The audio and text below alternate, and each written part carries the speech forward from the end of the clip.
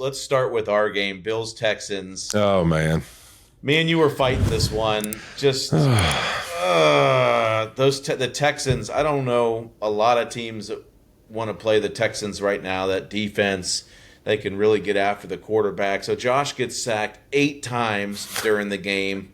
Are you worried? Does that worry you or give you concerns about the Bills' offensive line? I don't think that game really gave me concerns about the O-line. I mean, I think that pass rush group is a rare group, and it's really more what gave me concern about the game. I think I told you this in our green room, or actually in our production meeting that morning. I actually thought that was one of the hardest games to pick that we've had in the 4 years we've done it, because I think trying to pick a winner in that game, you without question think the Texans are insane on defense and really good. But the Buffalo Bills have a good offensive line. You do have Josh Allen. And you want to believe the football team Buffalo is, and the way they've been able to compete and get into these postseasons and give themselves a chance to go compete to get into a Super Bowl, that they're going to find ways to win games like this. But inevitably, we always say it, when you're playing at that level on defense, it's why we see it every year at the end of the year. Great defenses win games. They win championships. They have success in the playoffs. There's nothing you can do. And without Josh and them really having that go-to guy that they can give the rock to in some of those situations where we looked at it, Fitz, how many times in that game was it like, all right, honestly, this is just throw it to your best player and see what happens?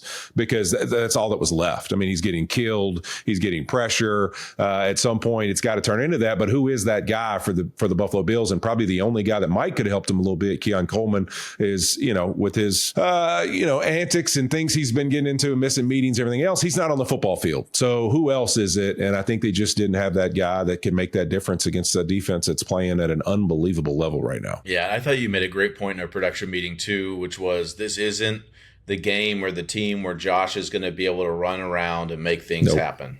Because those two guys on the edge, Will Anderson and Danielle Hunter, are special talents. And we saw it right away in the game.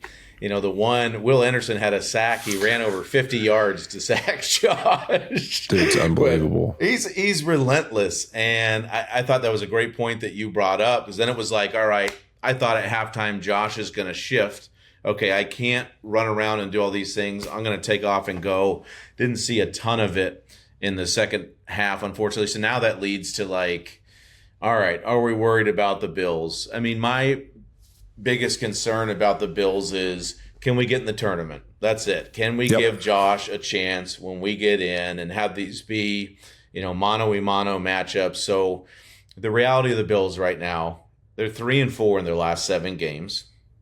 And I feel like in games where they don't run the ball effectively early, then they tend to look a little bit lost during the game, and they rely on Josh to kind of, go out there and do it and make some plays, Josh. And the defense, unfortunately, is a mash unit at this point. And I don't know if reinforcements are ever going to be coming. So at this point, it is what it is on defense. So how do they get to 10 wins? They're currently sitting at 7-4. So if my math is correct, the Bills need 3 more wins. Well, they've got 3 more home games, and they've been pretty damn good at home. So that's why I'm still not sounding the alarm bells. I'm feeling pretty good about it. Their home games are Cincy, Philly, and the Jets.